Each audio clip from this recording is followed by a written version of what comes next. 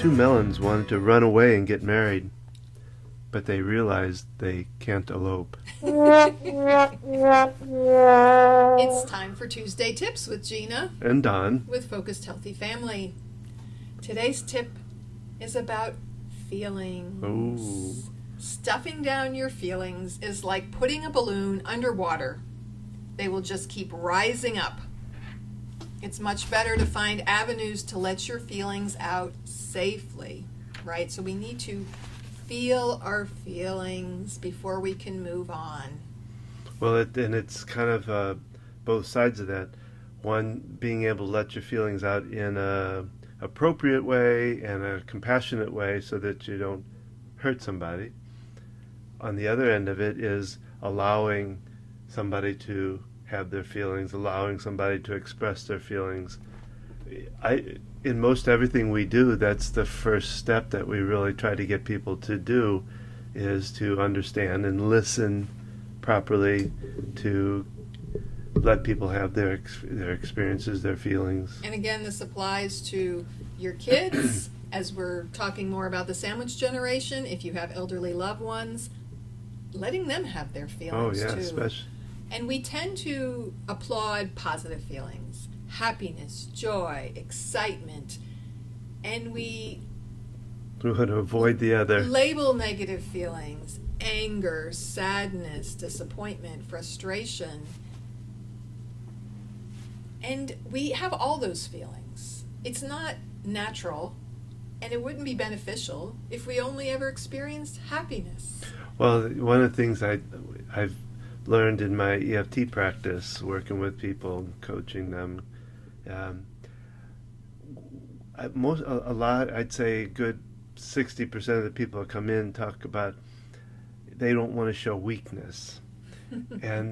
But when we look into it, their definition of strength in themselves is really dealing with maybe one or two of the emotions only. One of them being anger, because it shows, when you get angry, you kind of look strong in some way, shape, or form. Like being aggressive. Aggressive, they take yeah. Assertive to the level of... And then I always say then, and the other one might be happiness, but don't go too far with that, kind of thing. Don't be too happy. That was kind of, in a way, kind of what I grew up with was, you had to put your nose to the grindstone. You had to be, strong. But also don't buck be cocky. Up. Don't be cocky. Don't brag. Yeah, don't get, and don't, boastful. If you're too happy, that's not the good direction, So I remember when I interviewed 30 years ago when I was coming to Charlotte, and I went and stayed with my sister, and they had moved to the Raleigh area just shortly before I moved here, and my brother-in-law was still looking for a job, and I was all, this is my first job out of college, and I was like, I'm going to make $17 an hour, and I was all excited. And this was 1992, and my sister's like, don't brag, Greg's still looking for a job, and and it was really hurt, because it's like... Kind of shut you down there. He's an electrical engineer. He had a job up in Philadelphia. He had a good job. He just was new to the area. They moved here so she could pursue vet school, and she had a job, and it's just like, don't be so proud, don't be so cocky, don't be full of yourself. All these messages that we can get, and her intentions were really just to support her husband and, thinking about his feelings, right? And it's like what you said, don't be too angry or mad, but don't be too happy, because bragging on yourself is not a good thing. But let's stop and think about that. Well, in coaching with these people that come to me with that, what I talk about is what we really want to be able to do is have all the feelings, manage all of them, If you try to shut down, allowing yourself to be sad when you're sad, allowing yourself to be angry when you're angry. Because otherwise, it's like storing it up in a balloon, and at some point, it's gonna pop. Or it's just going to keep popping up too, if you're pushing it down. You're going to internalize it, and internalizing those feelings can turn into physical illness. Yeah, and that's what I see too. That because I've tapped away some of that physical issues by getting past the emotional part of it. We talk about this. You growing up stoic Germans and holding your feelings and not sharing, oversharing, and you have a family history of heart disease, and you have to wonder, is there not a connection to the culture that you grew up in, and holding those feelings in, and the negative impact it has on us. I mean, all of us have different manifestations of physical illness, and some of it, if not all of it, depending on your stance on things, can be very connected. Well, and I think, because anger, I think, is one issue that I have for myself, that so deeply embedded, and I saw it in my parents. And yet you hold it in. I hold it in, yeah. You don't walk around. I mean, you'll get mad and you'll... But it turns inward versus outward. Most of the time you're internalizing. But, I was thinking about, and this, I don't know, this is a little off track, but you talk about German family. I remember my dad telling me about his father, my grandfather, having a tough time being in the war. World War I. Because he was fighting against some of his own family that were still in Germany. Yeah. That were maybe not on the side, That's side. Hard, that's hard to imagine. And so I can because he was maybe, a German immigrant, right? Yes. Well, I mean, it was my great grandfather that immigrated, but it just how that could be where the anger was part of it was instilled, that he had to fight against his own family, or had to go do this thing. I don't know. It just started as you said it, but well, yeah. You think about especially looking to your ancestors and your immediate, your grandparents, your great grandparents, and just the lifestyle that they grew up in was different. Mm-hmm. It doesn't mean that what our kids are going through is easier. Yes, some things are easier, but then there's other areas that are more complex and harder, and it's different. Oh, kids nowadays. The average American, can I say that, is far less in survival mode than people were during the Great Depression and other times. There are plenty of Americans, though, not to underscore that, who do struggle with poverty, and especially with the costs of I think cost of living growing up so much. As I think about that, though, I don't know if that. I think we are in survival mode, not because of our economic stance, but because of all this stuff going.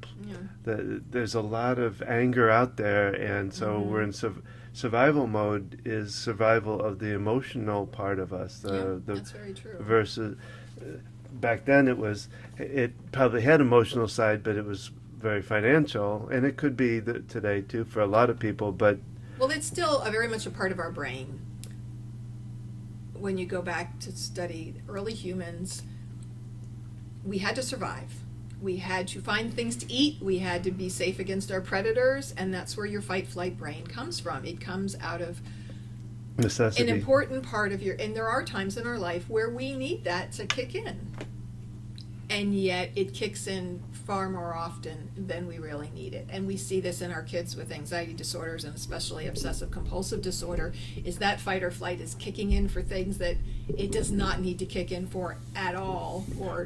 And I think I feel like a lot of this is for myself, is that a lot of times we're in survival mode, because of what we have to go through sometimes with the anxiety and how stressful it is. If you have kids with special needs and there's extra challenges, especially mental health issues, that, we realized with more than once with at least two of our children that you have to go, okay, we are in crisis mode right now. Yeah. And so other things have to be put on hold. It's really not any different than when you were in the hospital when you had your heart attack, Don, that you barely survived. You pretty much were brought back to life, as your cardiologist told you, but literally were. And we were in survival mode. Life got really simple in my head. I had to have people at home with my young kids so that I could be at the hospital with you. I had to make sure they were fed. I had to make sure basic things were done, that our kids got to their activities as they were able to. And it really made things simple because we are hyper-focused on what's important.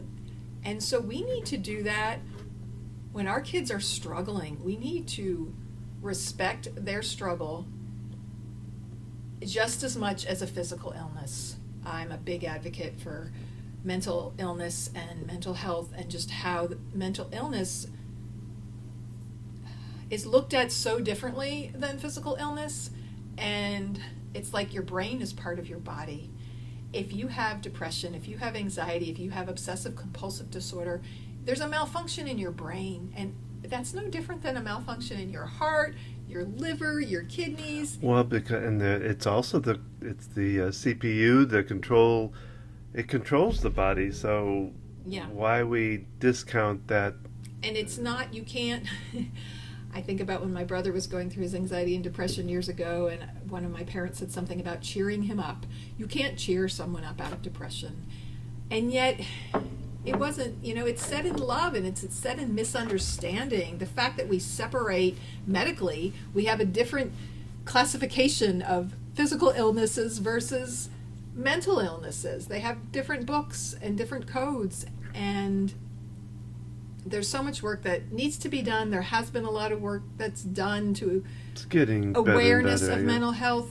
Yet all the time you hear people who in their family, it is not acceptable to seek out counseling. And people my age, I hear this, And that goes back to stuffing down the feelings, because they don't see it as real. They see it as a character flaw. Yeah. That you need to toughen up. We need to be harder on our kids. When I was a kid, I got smacked and I towed the line, and that worked for me. And I need to be punished, even if it's not physical. I needed to be punished and learn the consequences of my actions. And you need to be more strict with your kids. I mean, that was an example. That wasn't your real. Just to let them know that wasn't you. You didn't go through that. No, I'm just saying that these are things that you hear Yeah. people say. You hear people in our generation and say that that's how they were raised and they turned out okay. We don't want your parents hearing that going, but that wasn't true. Yeah, no. We didn't do that. No, my parents weren't like that. Neither were mine. But people have this mentality that that's the way it needs to be. And as a kid, I was told I cried too much. I had great parents. They supported me in things, but Too sensitive. there was that message. Yeah. And it was more a matter of they didn't know what to do with it. I can still picture my dad when our kids would fuss when they were little, and he'd be like, "Here, look at this." He just didn't like the sound of them crying. He's very sensitive, and it pulled on his heartstring, and all he knew to do was try to distract them, which can work, but sometimes it was just like, "Chill out, Dad, just let them." Well, yeah, let them. people have trouble. I get a lot of this too. Is that they want to make sure everybody. They don't want to stir the pot. Or they rock want the people boat. to feel good. They want people to feel good, They keep don't them like happy. you don't like to see people suffer, right? And so we want to change that. Even with our own kids, we want them to be happy. We say we want them to be happy and successful. Is that realistic? Well, we can't make them do any of that. Nobody's going to be happy all the time. Yeah. Nobody's And you don't. It goes into contrast. There's a whole thing there. Yeah. So we need to have what's both sides of the tip that. for today? It's okay. Your kid is angry. You're angry right now. It's okay to be angry. These are outlets for our anger. Throwing pillows, going outside, jumping on a trampoline, being okay with letting them know what they're allowed to do. We have kind of old furniture, and we tell our youngest, you can jump on the couch, you can punch the couch, you can throw the pillows. You cannot knock over furniture and banging on the walls and those things. You have to set those boundaries, but giving them, it's okay to be angry. Yeah, yell it out. If we're not going to scare animals or other people that might still be asleep, go outside and scream.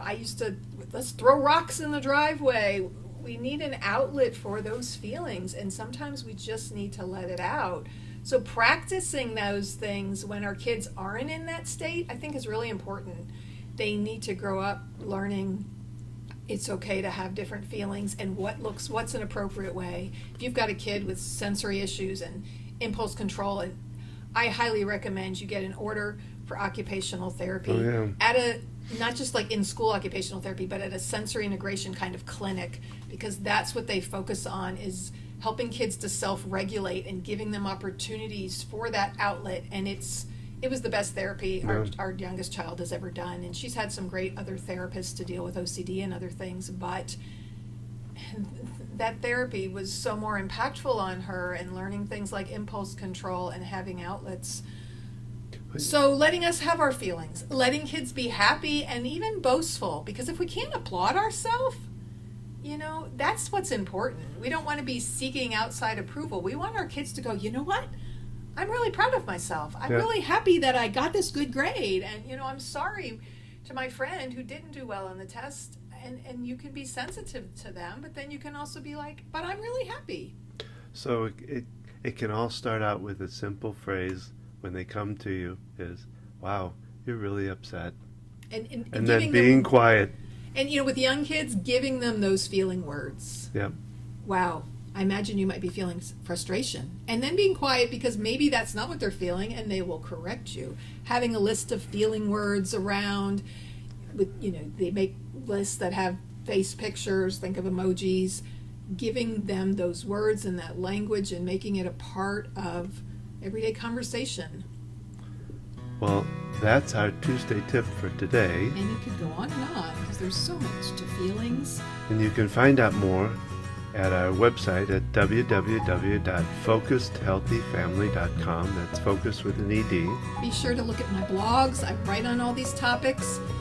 Our longer podcasts on Thursday, the workshops that we do, the one-on-one work we do. And remember, how you speak to your children today shapes their future.